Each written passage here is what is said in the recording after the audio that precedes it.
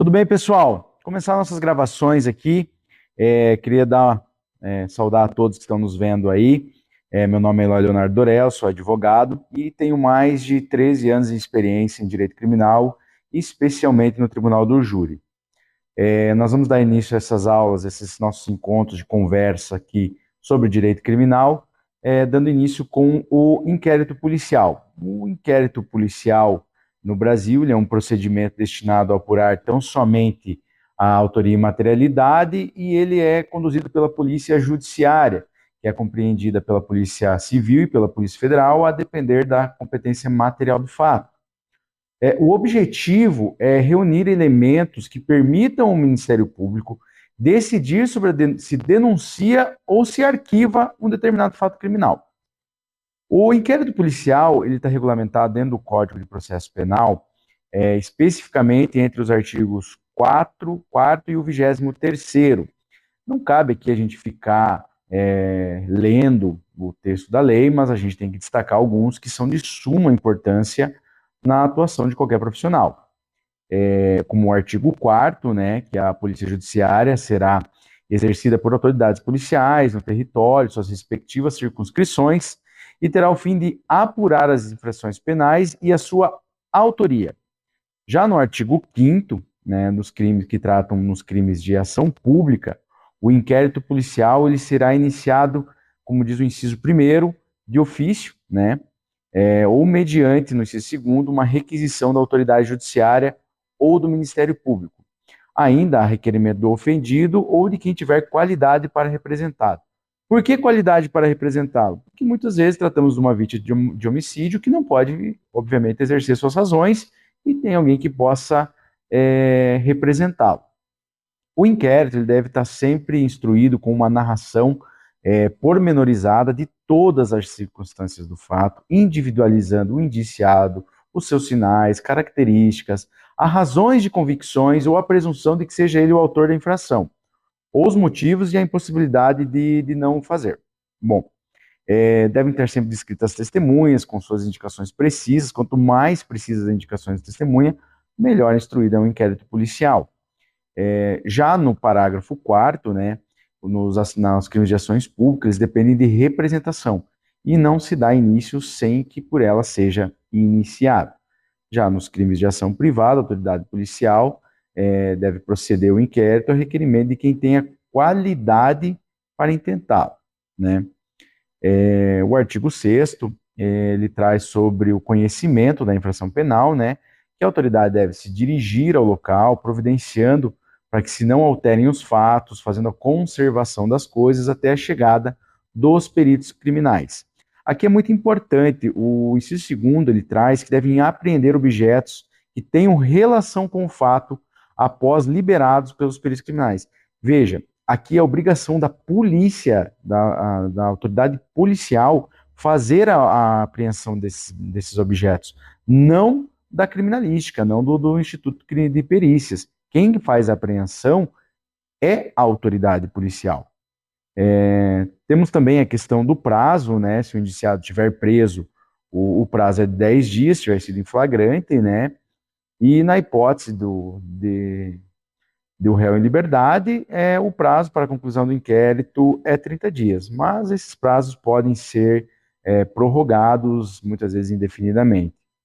Ao final, é elaborado o relatório pela Polícia Penal, onde ela faz pormenorizado dos fatos, indica as testemunhas e quem seriam ou os autores do fato, né? Quanto o fato for mais difícil, né, a autoridade poderá requerer ao juiz a devolução dos autos para diligências, né, o que é bem comum o Ministério Público devolver os autos até a autoridade policial para que ela providencie diligências complementares, né. Os instrumentos do crime devem ficar sempre acondicionados, né, daí nós vamos falar mais para frente sobre a cadeia de custódia. E o inquérito é muito importante, ele deve sempre acompanhar a denúncia ou a queixa, né, na forma integral. Isso tem que ficar muito atento. Muitas vezes ele é apresentado de forma seletiva, né.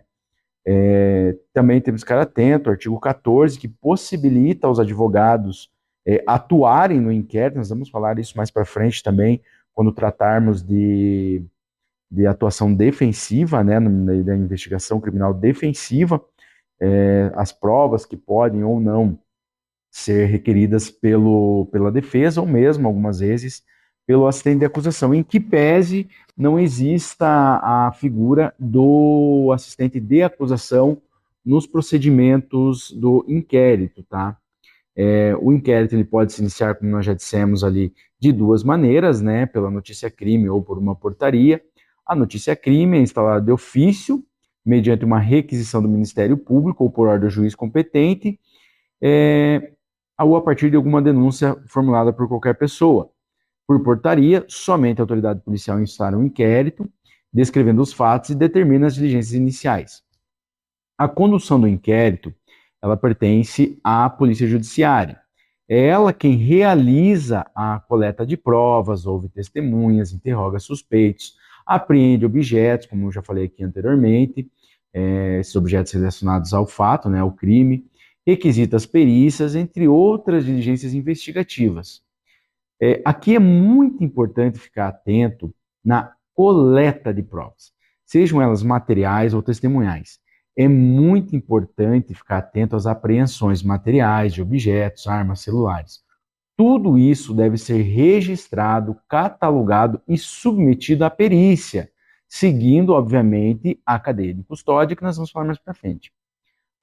Eu quero chamar a atenção dos senhores, principalmente aos celulares.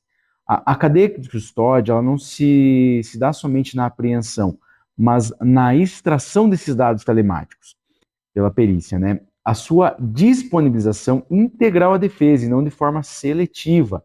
Aqui, muitas vezes, nós temos um Ministério Público que extrai aquilo que lhe interessa, descarta o resto, e a defesa, muitas vezes, passa batido, né? Então, sempre fiquem atentos e peçam a integralidade das extrações do aparelho, né? Muitas vezes, os nossos clientes estão presos, já têm os bens ali apreendidos, né? Mas temos que levar isso em consideração. Muito importante o artigo 310, quando se tratar de prisão em flagrante, tá?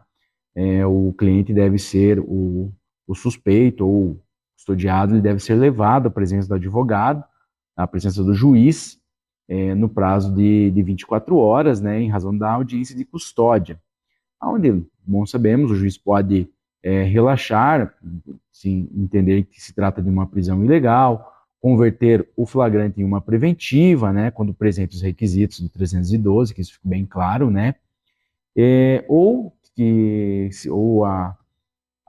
sejam insuficientes as medidas cautelares diversas, né, ou mesmo conceder a liberdade provisória com ou sem fiança. Bom, aqui começamos a tratar alguns direitos dos seus clientes, que é importante ficar atento, principalmente o direito ao silêncio. O investigado ele tem o direito de permanecer em silêncio, não pode ser obrigado a prestar qualquer declaração que possa incriminar a si mesmo, e fiquem sempre atentos ao aviso de Miranda, né? E o cliente ele tem direito ao silêncio. E é muito importante também, temos a famosa conversinha informal, né? E muitas vezes o Ministério Público ele arrola policiais para figurarem como testemunhas, esses policiais afirmam que não, ele confessou o crime em uma conversa informal. Veja, conversa informal não é procedimento de coleta de prova ou interrogatório, ainda mais se o acusado estiver sem o seu advogado. Fiquem muito atentos a essa chamada confessou numa conversa informal, né? Ali ele confessou para a gente, né?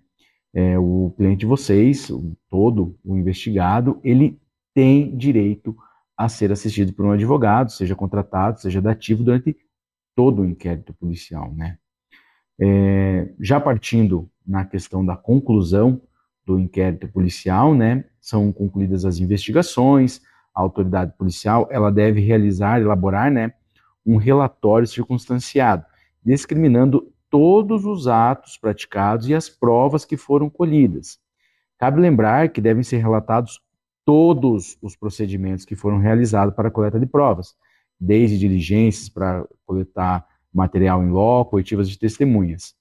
Muitas vezes aqui a gente também vê a famosa denúncia anônima ou a testemunha sigilosa, e quando estada a ser ouvida em juízo, a autoridade policial declina, afirma que tais pessoas não foram ouvidas de forma oficial, somente na condição de anonimato e tudo mais. Ainda assim, essas diligências devem estar relatadas, devem estar registradas. Né? As testemunhas, declarações plantadas, o que é muito comum, infelizmente existe, não estou generalizando, mas existe denúncias forjadas, denúncias anônimas forjadas, testemunhas sigilosas que vêm para embasar a linha de investigação adotada, somente para direcionar direto ao suspeito que melhor interessa. Então fiquem muito atentos quando se depararem com denúncia anônima, testemunha sigilosa, né? A gente irá tratar desses assuntos mais para frente. Ao final do inquérito, junta-se o relatório, é encaminhado ao Ministério Público. E este sim decidirá pelo oferecimento ou não da denúncia. Né? Ele pode, dentro das suas atribuições, requerer novas diligências, arquivar o caso, ou, se entender que naquele momento o processo já está apto ao oferecimento de uma denúncia, denunciar o acusado. Nós já falamos ali em cima, um pouco antes, dos prazos, né, do inquérito policial, 30 dias se estiver preso, 90 dias se estiver solto, né, podendo ser prorrogado mediante justificativas aí, né. Pode ser o inquérito, constatada a ausência de autoria ou mesmo de materialidade, o inquérito ele pode ser arquivado, né, se o Ministério Público entender por não ter elementos suficientes para oferecer uma denúncia. E esse arquivamento deve, por óbvio, ser homologado pelo juiz. Aqui, muitas vezes, temos uma atuação do assistente de acusação.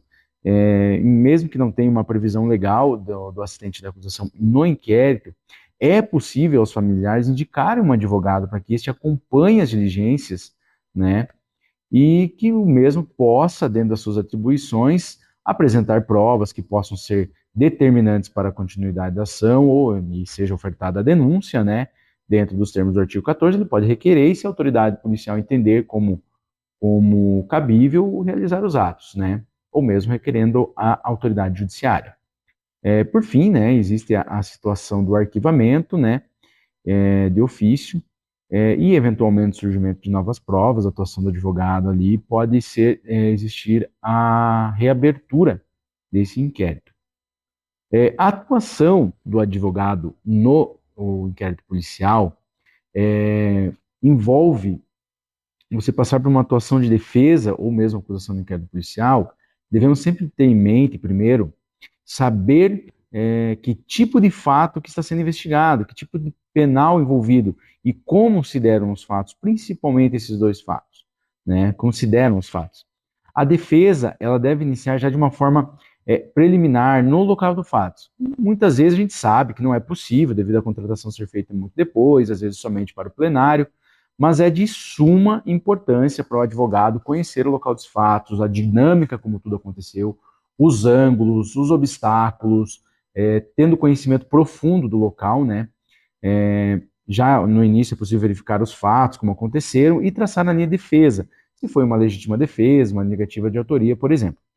Na legítima defesa, você tendo conhecimento ali, explorando as nuances sobre a força proporcional utilizada, qual o meio utilizado para repelir essa agressão, eventualmente, né? Na negativa de autoria, se a parte entender pela ausência física no local ou uma justificativa de um álibi plausível, né?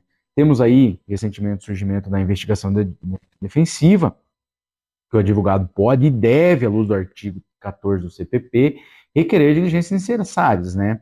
Aqui surgem os primeiros conflitos do advogado de defesa, né? Que ele deve produzir prova no inquérito, posso versus o devo produzir. É muito relativo e precisa ser analisado com muita calma. Quando se pensa em prova produzida no inquérito, a diligência que se pretende produzir, ela é necessária nesse ponto. E a resposta depende muito da linha de defesa. Uma negativa de autoria por estar no local diverso deve ser com certeza produzido, né? Mas é indispensável.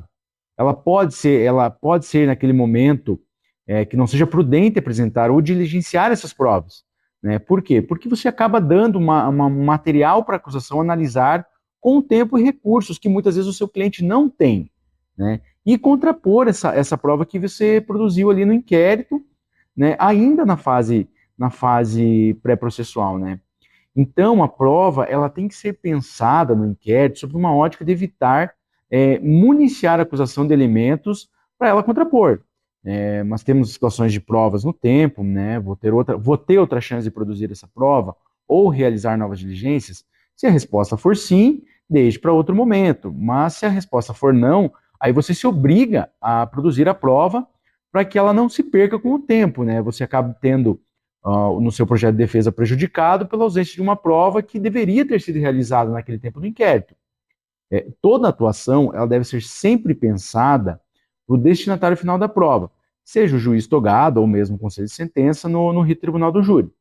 A mensagem que se transmite além da prova também é muito importante. Como que o jurado vai receber essa produção de prova, né, ainda do inquérito, ou mesmo uma negativa de produzir uma prova, que você teria o maior interesse em produzir para provar sua inocência, né? Essa intenção da produção, da atuação desde o início é muito importante, né? Da mesma forma que a falta de atuação da defesa pode ser entendida de uma maneira negativa pelo jurado. Tudo isso deve ser pensado e traçado por um plano de defesa desde o início do inquérito até o plenário. O inquérito policial ele é um instrumento essencial no sistema da justiça brasileira. Ele busca garantir uma investigação minuciosa e eficiente, respeitando direitos fundamentais do investigado, né, e os princípios do devido processo legal. Mas, infelizmente, não é assim na grande maioria dos casos, né? Seria isso que nós teríamos para a nossa primeira conversa, né? Espero que tenham gostado. Os vídeos vão continuar sendo postados com uma frequência regular aí de 7 dias entre eles, né? Então curta o vídeo, siga o nosso canal para